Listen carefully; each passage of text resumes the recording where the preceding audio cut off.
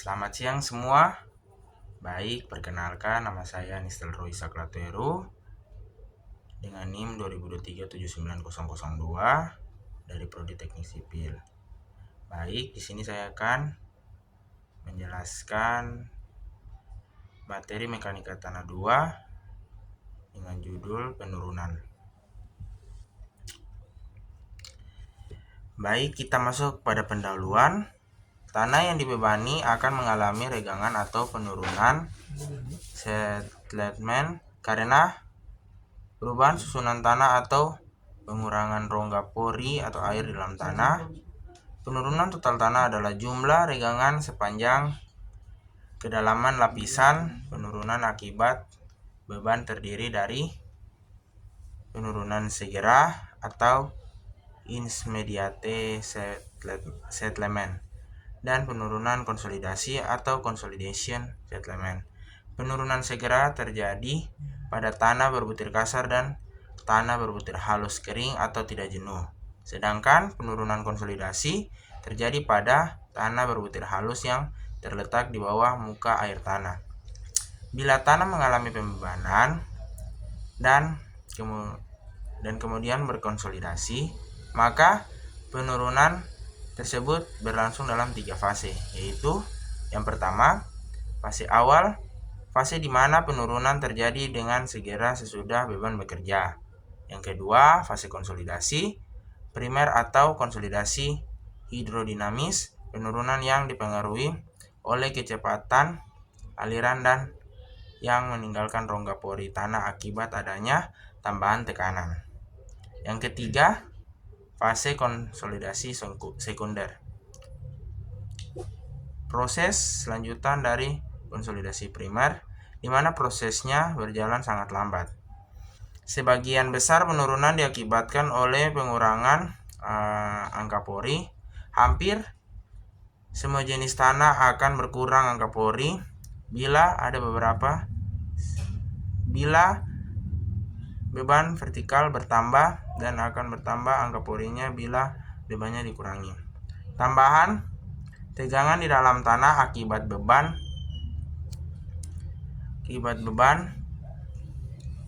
fondasi bangunan akan selalu diikuti oleh regangan yang menghasilkan penurunan pada struktur. Ada beberapa sebab terjadinya penurunan akibat pembebanan yang terjadi di atas tanah. Yang pertama, kegagalan atau keruntuhan geser akibat terlampauinya kapasitas dukung tanah. Yang kedua, kerusakan atau terjadi defleksi yang besar pada pondasi. Yang ketiga, distorsi geser dari tanah pendukungnya. Yang keempat, turunnya tanah akibat perubahan angka pori.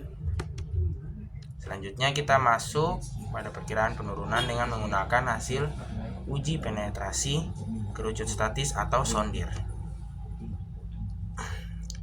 Nah, penurunan fondasi pada tanah granuler dapat dihitung dari hasil uji kerucut statis atau statis cone penetration test. De Beer dan Martin 1957 mengusulkan persamaan angka kompresi yang dikaitkan dengan persamaan Weismann sebagai berikut, yaitu C sama dengan 1,5 Qc per PO aksen. Satuan Qc dan PO aksen harus sama. Nilai C ini kemudian disubstitusikan ke dalam persamaan tersagi untuk penurunan pada lapisan tanah yang ditinjau, yaitu SI sama dengan H per C logaritma natural PO aksen tambah delta P per PO aksen. Nah, dalam menentukan konstanta kompresibilitas diperlukan nilai Qc rata-rata. Penurunan di setiap lapisan tertekan oleh beban fondasi dihitung terpisah dan hasilnya ditambah bersama-sama. Hasilnya akan merupakan penurunan total dari seluruh lapisannya sebagai nilai dekatan antara nilai Qc dan N. Untuk tanah pasir, Meyerhof mengusulkan korelasi antara nilai N dan dari SPT dan tahanan kerucut statis yang diperoleh dari uji kerucut statis sebagai berikut. Schmedeman juga mengusulkan cara untuk menghitung besarnya penurunan pada tanah granuler atau berbutir kasar dengan penurunannya diberikan dalam bentuk sebagai berikut, yaitu SI sama dengan C1 dikali C2 dikali Q dikali sigma 0 sampai 2B IZ per E dikali delta Z.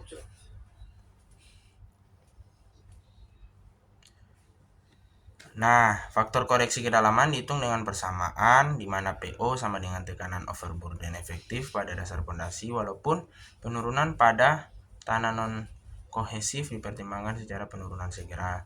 Pengamatan menunjukkan bahwa penurunan masih dipengaruhi oleh adanya rangkap Seidman 1970. Faktor koreksi akibat rangkap dihitung dengan C2 sama dengan 1 tambah 0,2 log dikali T per 0,1, dengan T adalah waktu yang ditinjau, dinyatakan dalam tahun. Nah, modulus deformasi diperoleh dari perkalian nilai tekanan kerucut QC dengan faktor empiris. Hubungan N dan QC disarankan sebagai berikut. Yang pertama, lanau berpasir dan pasir berlanau sedikit kohesif. Yang kedua, pasir bersih halus sampai sedang, pasir sedikit berlanau. Yang ketiga, pasir kasar dengan pasir sedikit kerikil. Yang keempat, kerikil berpasir dan kerikil. Nah, baik, kita masuk pada contoh soal. Fondasi bangunan dirancang dengan menggunakan hasil uji kerucut statis. Hasil pengujiannya seperti yang diperlihatkan pada gambar C 8.4. Beban terbagi rata pada dasar fondasi Q sama dengan 9,5 ton per meter persegi. Berdasarkan bujur sangkar 4,4 meter dikali 4,4 meter dengan kedalaman 1,25 meter, berat volume tanah dapat dianggap seragam sebesar 1,85 ton per meter kubik. Tentukan besarnya penurunan akibat beban deformasi dengan cara De Beer dan Marten. Yang B, Schmedeman. Kita masuk pada penyelesaian. Yang pertama, menggunakan metode De Beer dan Martens. Yang pertama, menentukan tekanan overburden efektif awal di tengah-tengah tiap lapisan tanah. Lapisan pertama yaitu PO1 sama dengan 2,43 dikali 1,85 sama dengan 4,49 ton per meter persegi. Lapisan kedua yaitu PO2 sama dengan 4,30 dikali 1,85 dengan hasil 7,96 ton per meter persegi. Dan yang lapisan ketiga itu PO3 sama dengan 7,53 dikali 1,85 sama dengan 13,93 ton per meter persegi. Kita masuk dalam perhitungan tambahan tegangan vertikal neto, yaitu Qn sama dengan 9,5 dikurang 1,25 kali 1,85 yaitu dengan hasil 7,17 ton per meter persegi. Diubah dalam bentuk kilogram per sentimeter menjadi 0,717. Yang ketiga, menentukan tambahan tekanan akibat beban fondasi untuk tiap lapisan dari tabel C8.1a yang dihitung berdasarkan faktor pengaruh I dan nilai delta P.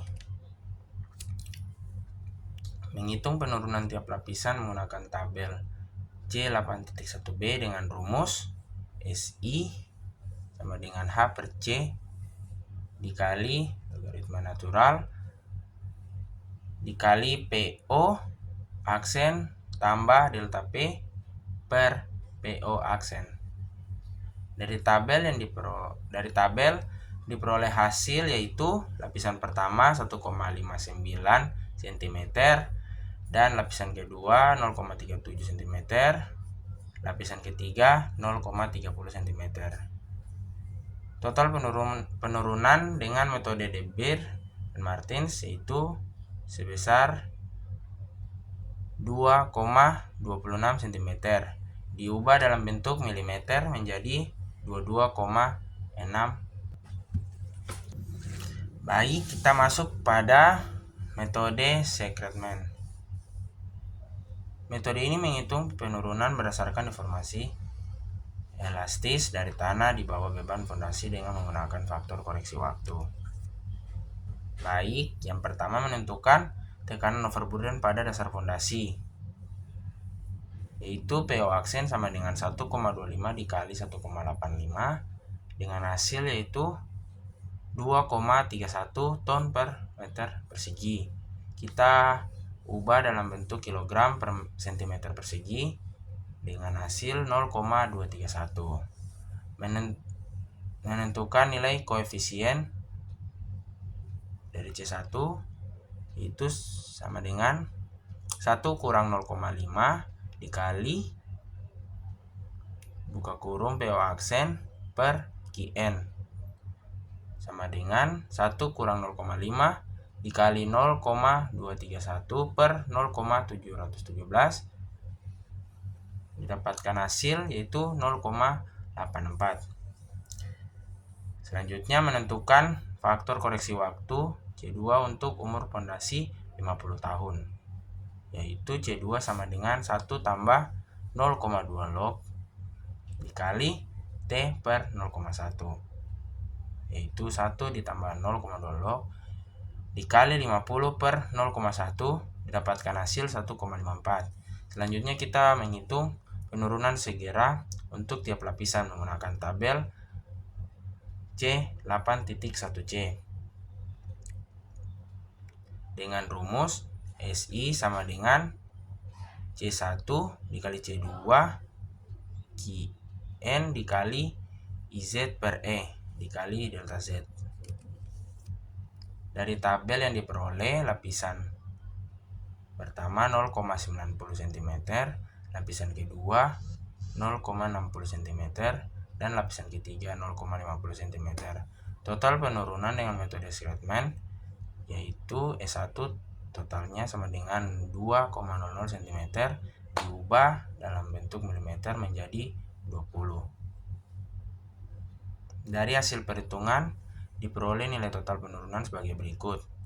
Metode De Beer dan Martens yaitu didapatkan hasil 22,6 mm, sedangkan metode Secretman yaitu sebesar 20 mm.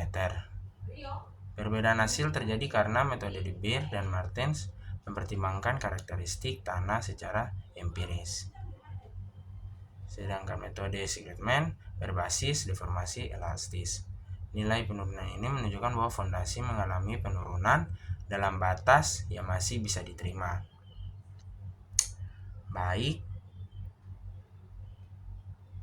berikut adalah penjelasan mengenai penurunan. Semoga video ini bermanfaat bagi kita semua. Terima kasih.